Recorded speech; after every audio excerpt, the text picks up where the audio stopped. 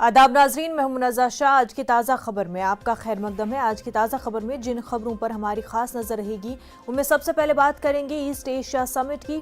वज़ीर आज़म नरेंद्र मोदी आज 16वें मशरक़ी एशिया चोटी कॉन्फ्रेंस में शिरकत करेंगे। वर्चुअल इजलास में दहशतगर्दी, कोरोना वबा के दौरान ताउन, बहरी सलामती समेत दीगर आलमी और इलाकाई मसाइल पर तबादले ख्याल किया जाएगा। और उसके बाद बात करेंगे पेगासस जासूसी मामले की सुनवाई की। पेगासस जासूसी केस की आज़ादाना तहक़ीक़ात की मांग करने वाली अर्जियों पर सुप्रीम कोर्ट आज फैसला सुनाएगा। सीजेआई एनवी रमन्ना की सदारत वाली सहरुकनी बेंच 10:30 बजे इस केस में फैसला सुनाएगी। इससे पहले अदालत ने अबूरी हिदायत का अपना फैसला महफूज रखा था। और फिर बात करेंगे क्रूज ड्रग्स केस की। क्रूज ड्रग्स केस में आरिन खान की जमानत अर्जी पर बॉम्बे हाई कोर्ट में आज भी समाअत होगी। अर्जी में समाअत दोपहर में होगी। इस केस की समाअत मंगल के रोज नामुकम्मल रही थी।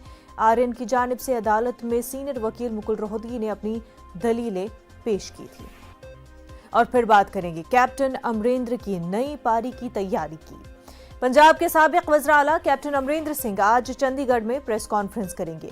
कयास आराइयां की जा रही हैं कि प्रेस कॉन्फ्रेंस में कैप्टन अमरिंदर सिंह नई पार्टी का ऐलान कर सकते हैं। और फिर बात करेंगे गुलमर्ग लिटरेरी फेस्टिवल की। सयाहती मकाम गुलमर्ग में आइकॉनिक वीक के तहत गुलमर्ग लिटरेरी फेस्टिवल का आज एहतमाम होगा।